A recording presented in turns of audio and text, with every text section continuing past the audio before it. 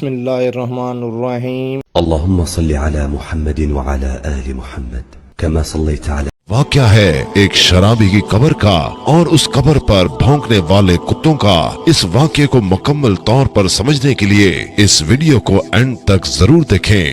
محترم ناظرین، ایک نوجوان گاؤں سے باہر ایک فیکٹری میں ملازمت کرتا تھا، تو لہٰذا اسے اپنے گاؤں سے نکل کر فیکٹری جانے کے لیے کچھ سفر کرنا پڑتا تھا۔ یہ کسی بھی گاڑی یا سواری کا سہارا نہیں لیا کرتا تھا، بلکہ روزانہ پیدل ہی اپنے کام پر جایا کرتا تھا۔ اس کا یہ کہنا تھا کہ یوں پیدل جانے سے میری ورزش بھی ہو جاتی ہے اور انسان چاق و چبند بھی رہتا ہے۔ چونکہ اس کا گزر گاؤں کے کھیتوں اور ہریالی میں سے ہوتا تھا، تو یہ خود کو انتہائی تازہ تم محسوس کرتا تھا۔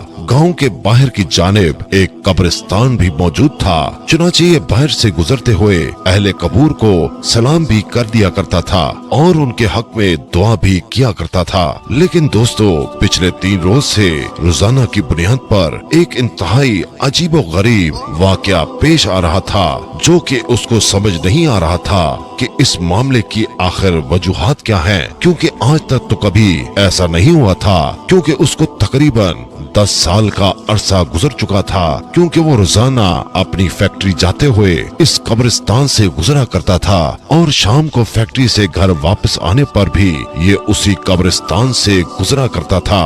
دوستو، کچھ یوں ہو رہا تھا کہ پچھلے 3 روز سے جب بھی وہ قبرستان کے پاس سے گزرتا تو اس کو قبرستان کے اندر سے کتوں کے بھونکنے کی آوازیں آنے لگتی۔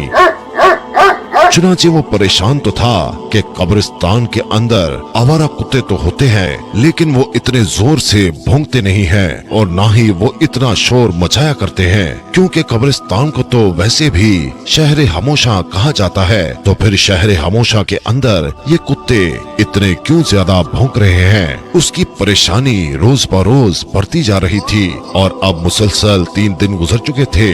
چنانچہ اس نوجوان نے یہ فیصلہ کیا کہ اس قبرستان میں داخل ہوگا اور دیکھے گا کہ آخر کس جگہ پر